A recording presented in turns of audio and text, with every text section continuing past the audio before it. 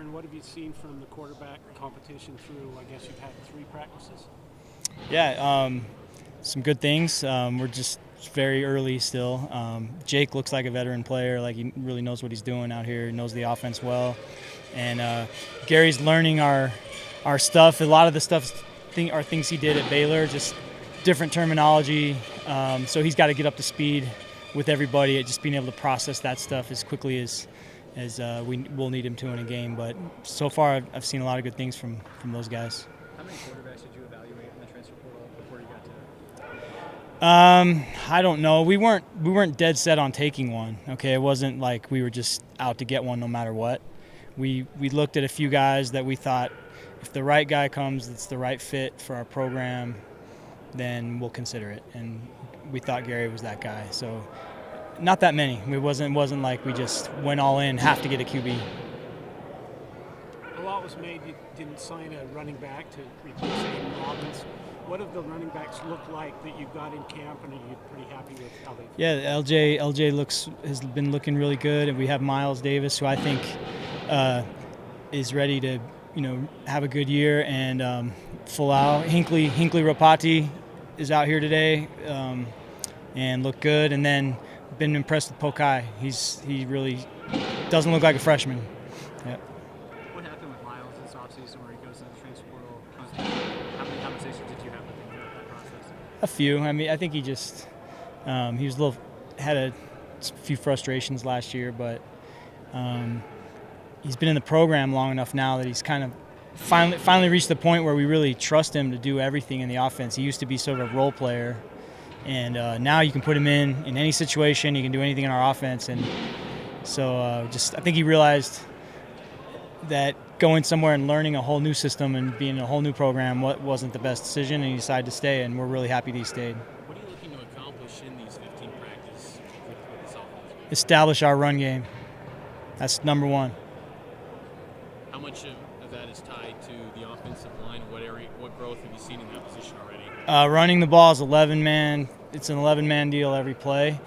Obviously, it starts up front, but it's tight ends, it's receivers, it's the quarterback getting us into the right play. A lot of our run plays are audibles or have the ability to be audibles.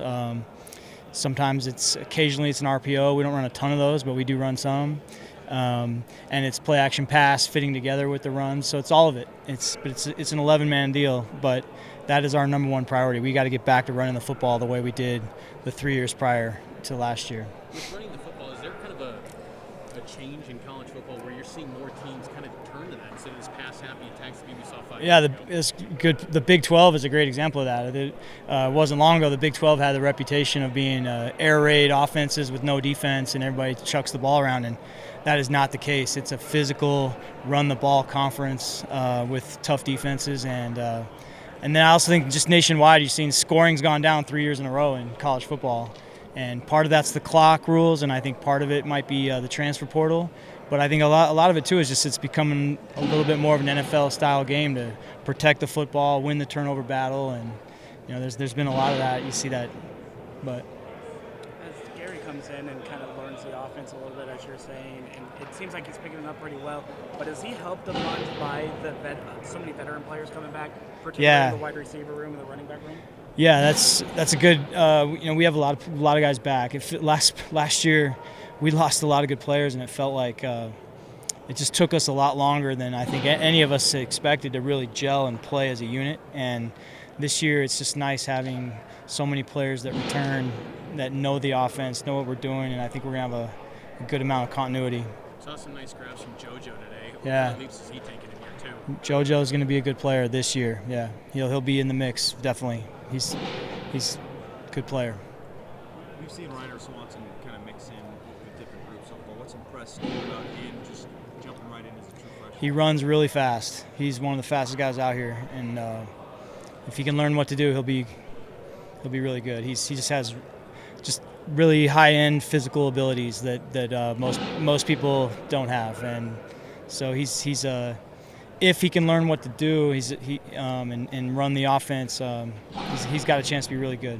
Are you expecting Brenden K back at all in spring, or are you waiting till fall? No, I don't think we're going to have him in spring. It's not anything super serious, but he's got a couple of minor things that we're going to be smart about it because he's a critical player, and we're going to make sure we get him healthy. And just to follow up on that, how big of a get was it getting him back? For Huge. him to Yeah, come back? huge. I mean, I can't say enough. Like a couple of years ago, we lost the Barrington brothers, and then Blake turned pro, and we didn't expect him to, and we didn't expect Harris the chance to try to turn pro, and all of a sudden we were down 4 linemen. This year we got a bunch of guys back that really know what we're doing, and that's should be a good sign, I hope. Yep. Thanks. Okay, yep. See you guys.